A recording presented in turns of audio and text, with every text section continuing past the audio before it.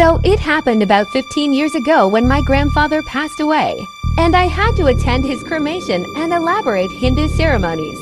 Instead of talking to him as a child, my parents said I often talked to him. When my grandfather passed away, I didn't know much about him and was unsure about the family's respect for him. While following my mother to visit my uncle's house, I sneaked behind her and observed the rituals. The ceremony lasted, with people leading the body through a bamboo and wood structure, continually chanting, and I stayed behind. The cemetery was huge and unknown to me, filled with rows of monuments. I realized I was being watched and panicked. Then, I saw a community pond and a bathing area, where I saw my family in the distance. I ran towards them, but my voice was inaudible. In the darkness, I heard footsteps, and I believed someone behind me, reaching out to grab me. I fainted, and remember being picked up by an ant. It was about 4 years ago. It wasn't the first paranormal occurrence to happen, just the one that scared me the most.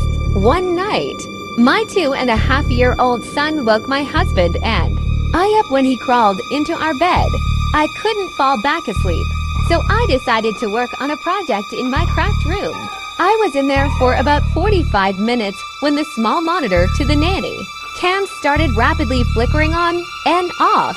Mind you, these were not motion-censored cams. Only continuous feed the cams are in the living room and our son's room. I went over to the monitor and picked it up. It all of a sudden made this loud ear-piercing sound like a mic feedback.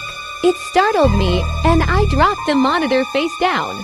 I noticed the glow around the edges had stopped flickering. I picked up the monitor and turned to look at the screen.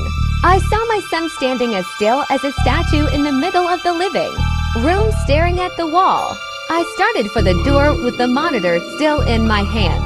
When I glanced down again, my son's head turned only the head, and his eyes went directly to the camera in the upper corner of the room. He had no expression on his face at all. I left the room and went through the small kitchen and dining room, rounded the corner to the living room, and it was empty. The door to our bedroom was on the other side.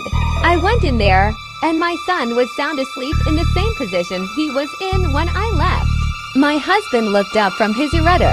I asked him if he had woken up and went to the living. He told me no. I asked if my husband had gotten up to go to the bathroom or kitchen, thinking maybe he just didn't see our son try to follow him. But husband swears he hasn't left the bed at all, and our son has